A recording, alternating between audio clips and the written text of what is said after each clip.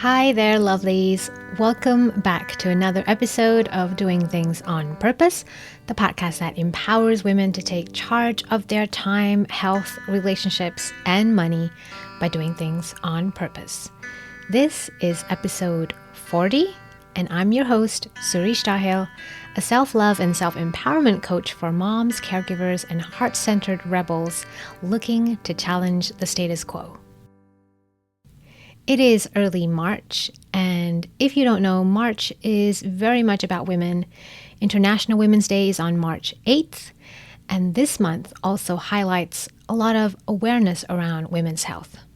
So I wanted to focus this episode on what I see women coming to me as a life coach for support with, which is to be more in flow.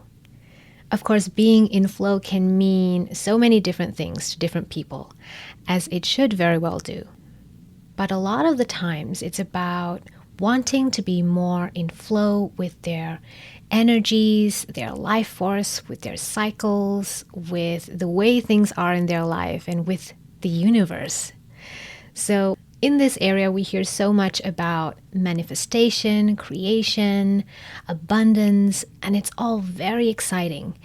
And at the same time, when we're feeling stuck in a situation of lack, feeling very limited and stuck, it can be hard to see how we can even get in flow. So today, I wanted to share some of my thoughts on this idea of being in flow. And I'm sure depending on what you've read and the areas of interest you've explored, you might have many thoughts yourself on this idea. And if you do, I'd love to hear your comments in the comment section of the episode page of this podcast at suristahel.com/40. That's suristahel.com/40. Or feel free to message me on social. Before we begin, let's start, as I like to do on most of my podcasts, with a quick mom check-in. Honestly, I feel like it can be also just a women's check-in, really, or a human check-in. So how are you feeling today? How are you arriving at this podcast episode today? How is your heart? And how is your mind? Are you in a rush? Are you juggling multiple things at the same time right now? Or are you sitting quietly down on your sofa, maybe with a cup of hot cocoa? Have you created space to listen to this right now? Or are you listening while doing something that doesn't need your attention, like cleaning the kitchen or the toilet? Maybe gardening. All of these things can be necessary, can be beautiful, and I'm just inviting you to notice how you are coming to this space today. And you can also choose to check in with your senses. What textures are you feeling? Can you feel the clothes against your skin, or the chair that you're sitting on? Or something that you're holding? What's the texture there? What can you smell? What can you hear? What can you taste? And what can you see around you? This is a very grounding practice that you can try and come back to if you ever find yourself spinning out in your mind, in your thoughts. To just refocus your energy into the present moment, into what's happening, into your body and your senses. So I hope right now you're feeling a little bit more grounded and in this present moment, so that we can start to gently flow into today's topic of being in flow. So the first tip that I have for you, if you're a woman looking to be more in flow with life, is the idea of nurturing the divine feminine in you more than the divine masculine. If you don't know what the divine feminine is, I'll explain it in a little bit. But the idea is that Each one of us has both masculine and feminine qualities, and they can exist at different levels within us depending on how we are naturally made. We're not the same, as you can probably tell, in this multifaceted world. So just to have some background information, let's talk about the qualities that are normally associated with the divine masculine. Qualities such as strength and courage, action and initiative, logic and rationality, leadership and authority, discipline and focus, that pushing energy, right? And the masculine also embodies independence and sovereignty, that I energy. It's about protection and provision, ensuring that everything's all right. And it's also about honor and integrity, which is about being true to your word. These are all beautiful qualities that I think we are very familiar with. They are qualities we want to see in ourselves and in others. And they're qualities that our education system, our society, and our workplaces have long held up as things that we can aspire to be in life. That initiative, action-taking, leadership, self-confidence, you know what I'm talking about. But we forget that we are not made up of only masculine qualities alone. We are also made up of feminine qualities that want to be embodied in our lives. So let's now turn to the divine feminine. The divine feminine invites us to tap into our intuition and wisdom, that sense of nurturing and compassion. The feminine energy is about creativity and creation. We naturally create, right? As women, we give birth to babies. We have breasts that magically produce milk. I'm still amazed at that. The divine feminine also represents emotional awareness and sensitivity, which many people, of course, associate with women. And sometimes we can feel bad about owning that. The divine feminine also invites us to be more receptive and more trusting, wanting to listen to others, the willingness to be vulnerable, and inviting others to be vulnerable and trusting of us as well. The feminine is also about healing and restoration, of collaboration and community, that we energy. It embodies self-love and inner strength. It's about fluidity and the flow of cycles. And lastly, it's about that deep connection to nature as Mother Earth, and reminds us that we're not just machines producing, doing, acting. We are part of a greater whole. However, if you notice, many of these feminine qualities have not been nurtured or celebrated in our capitalistic world. So when we talk about being in flow, we're acknowledging that we live in a world, or we swim in this world, where we're expected to be more masculine, both by society and also by our own expectations, our own conditioned expectations of ourselves. Yet deep down, we feel that we're off balance. We feel drained, uninspired, overwhelmed. We feel like we're just one of the many tools in a toolbox and we don't really matter. So being in flow invites us to balance that masculine energy, our masculine tendencies that we have long relied upon, those that have helped us succeed at work, school, and helped us serve others, sometimes to the detriment of ourselves. To balance that with the more feminine aspects of our being. And this is where we thrive, in balance. So my first invitation to you is to start nurturing and exploring how you can strengthen and nurture more divine feminine qualities into your life. So for example, we can tell ourselves, I need to do this right now, when in reality, we're exhausted. What we actually need is maybe a nap, a walk, a bath, or to put away our electronic devices. Instead, we're used to forcing ourselves forward, or we're used to numbing that signal that our body wants to tell us, which is a very masculine way of just pushing through. So instead, we can ask ourselves, where can I soften? Where can I listen more? So that's my first tip.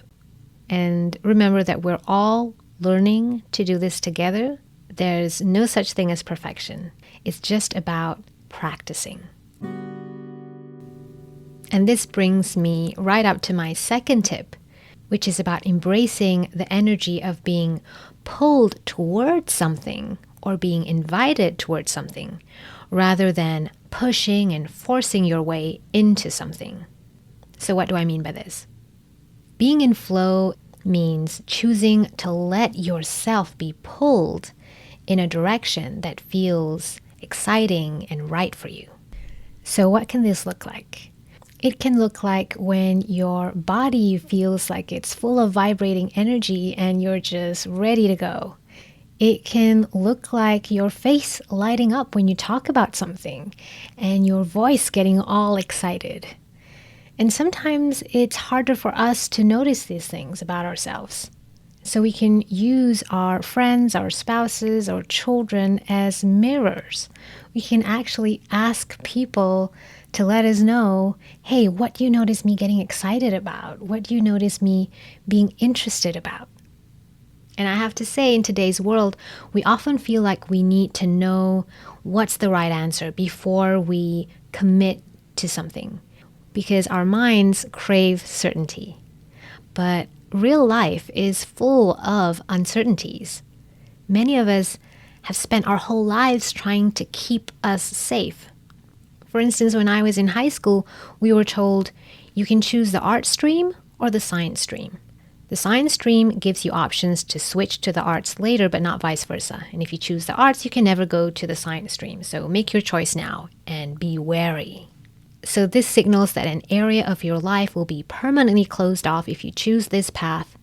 And I think this kind of categorization, putting people into boxes and lanes, is a very well-meaning but very masculine way of doing something. It serves a purpose, which is efficiency, but at the same time, it's less accepting of differences and the mysteries of the unknown, the mysteries of life. We don't know if we're going to be late bloomers. We don't know if our kids who show no interest in math and science at a young age will then suddenly develop this interest later on. No one can anticipate that. So this idea of being pulled is more about noticing the things in your life and the lives of people around you that excites you, that creates this sense of aliveness, that is inviting you to explore further. So an example could be when you're brainstorming ideas about paths you could explore to find your dream work or relationships, you can ask yourself, okay, does this option excite me? Or do I feel like I have to convince myself to do it? And we have to also remember that hesitation is okay. Hesitation can stem from the discomfort of the unknown, of something new. It doesn't necessarily signal that something's wrong for us. For example, I have an interest in public speaking, and the idea scares me because I don't have a lot of experience behind me in that. But it also excites me to think about myself in that role and to explore ways that I can develop to become a speaker. So that's an example of a positive pull rather than something I'm trying to push because I think speaking will help me in my career and so on and so forth. So expect resistance whenever you're trying something new, and that's okay. That's part of the adventure. But anchor back in that feeling of being pulled, that feeling of excitement when you think of an option you are looking to explore. And it is the opposite of surrendering to life, surrendering to where life pushes you towards. That's a very important distinction because we want to align ourselves with how our lives naturally want to unfold, want to manifest, rather than forcing things to happen in directions or ways that don't fit us. especially as parents, I invite you to notice this pull versus push energy. Because we can, for instance, have specific outcomes and specific pathways that we want our children to go into. Notice, are we talking about it in a way that is pushing our child to do something? Or is it an invitation for our children to go down a path that they're naturally pulled towards themselves? So I think when we start to honor these pull invitations in our own lives, we will naturally begin to notice them as we relate to other people, because we want them to thrive. We want them to recognize and honor their own pulls and not our pushes. So it's kind of like something that serves us and can serve so many people naturally as we honor ourselves. As we honor ourselves, we honor others too. And the third tip is about cultivating your relationship with your intuition and with synchronicity. So when we talk about intuition and when we talk about synchronicity, you might think about manifestation, affirmations, the idea that if you keep repeating something, it will come true. For instance, something you might have heard about is a visualization, thinking about your life in 5 years, in 10 years, when you're 80, to really feel into that future version of yourself so that you're motivated in the now to take action. This can sometimes feel like it's just a mind trick, but it does work for some people. And if it's something that you've tried before and hasn't worked, something that you could do is to take a softer approach to it. It's not about the discipline of sitting every day, visualizing and feeling into your future self. It can also be about just noticing what comes up. Not so much about you pushing an agenda, putting in ideas of how your future self could be, but sitting and letting your future self emerge, seeing what comes up. So just notice, what do I see? Where am I? Who am I with? What's the color of that sofa or that picture that I see in this vision that has come up? So this can be like a gentle invitation to your intuition so it can speak to you. And the more that you cultivate and trust that what comes up or what needs to come up will come up, you begin to strengthen that bond and almost increase the volume of your intuition. And this can help guide you in so many different ways. You know, instead of making a decision out of your head, can you feel into it? And if cultivating your intuition feels like it's just so much effort, a simple idea that you could try is just to create more spaciousness in your life. Because there's nothing intuitive about living in a packed schedule, rushing from A to B to C with no breathing room. Because intuition needs space to be heard. That's why I'm a huge fan of spacious calendars and daily planners. For example, when you think about vacations, some people come home feeling even more stressed than when they left. A simple tip could be deciding to plan activities only on every other day instead of every single day. This way you allow space for surprises, synchronicities, to find out what happens when you arrive there. So getting into the practice of not filling your schedule is something that can be very supportive of cultivating your relationship with your intuition. And again, this can be a very rebellious act because we live in a world where we're supposed to fill our time with useful things, right? So I invite you to rebel and do the thing that nourishes you, that makes you feel alive, because otherwise, what is the point of living? Can you cultivate a different way to see success, to be successful, to feel successful? Can you question what success looks like to you versus what society has told you it should look like? Now, about synchronicity, it's almost like the universe's intuition or the universe's invitations to us. And by cultivating your intuition, I think you also start to notice synchronicities in life. Just the word synchronicity is so magical. It's being open to the unexpected. For example, having just the right amount of money to book a course or buy that favorite chair you've been eyeing just at that month when that chair was on sale. Or maybe it's meeting the love of your life on a random night at a random place. It's about seeing the signs from the universe, checking with your intuition, and saying yes to those synchronicities and invitations. Because oftentimes, your body intuition tells you something that your mind doesn't yet understand. Your mind doesn't yet have the proof that you and this person are right for each other, or you and this job, or you and this experience, but you kind of know ahead of time that I just have to go for it. It feels right, and things are just aligning to make it happen. Here's another example. It could be that I happen to have my calendar open up during the week when somebody really needed my attention. Maybe one of my children got sick or a family member needs support. And noticing, there's an invitation here for me to seriously consider and say yes or no to. This is being open and saying yes to seeing and noticing synchronicity. I want to tell you about a study by Richard Wiseman on luck. There were 2 experiments. The first one was that he asked people who identified as being lucky and unlucky to read a newspaper and asked them to count the number of photographs in the newspaper. And on page 2 of the newspaper, there was a large message saying, "Stop counting, there are 43 photographs in this newspaper." And so the lucky participants tended to notice these things, and they stopped counting and could say how many photographs there were. And the unlucky people missed this shortcut.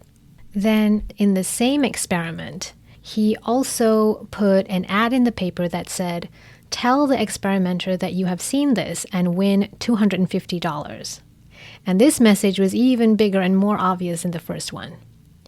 And what he found was that the people who identified as lucky were more likely to spot the reward and claim the prize, while the unlucky people missed it entirely.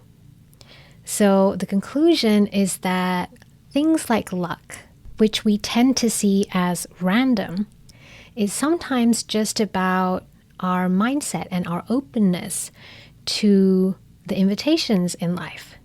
So lucky people, for instance, tend to notice more opportunities simply because they were more open to them and expected to see them, while the unlucky ones missed them because they were maybe too focused on their task and missed all the synchronicities and unexpected invitations that crossed their path. Okay, so this has been a lot. How are you feeling with all of this information? Take a deep breath, breathe out.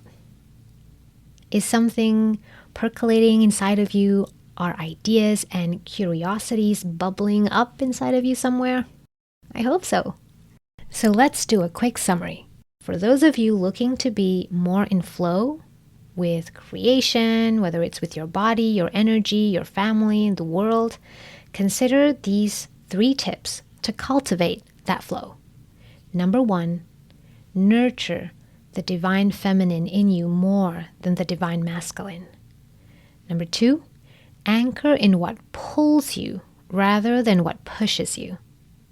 And number 3, cultivate a relationship with your intuition and with synchronicity. That's all I have for today. This is perhaps a pretty uncommon episode for me as quite a practical person, but I think it's a fascinating idea. It's the kind of area that's yet to be fully explored and embraced, but it just makes life so much more magical and joyful. So I wanted to talk about this in honor of this month of International Women's Day, and I hope it has brought some hope, some spark into your life, and got you started on some ideas you could try. And if you've tried anything, I would love to hear from you. And any questions you might have, you can contact me anywhere on social or email me at suri@suristyle.com. If you liked this episode, please don't forget to follow, rate, and share it with a friend. It really helps me. And you can also find me on Instagram, Facebook, LinkedIn, or YouTube. as usual, the show notes will be available at suristahil.com/40 for this episode 40. Have a beautiful rest of your week, and I look forward to seeing you again next time.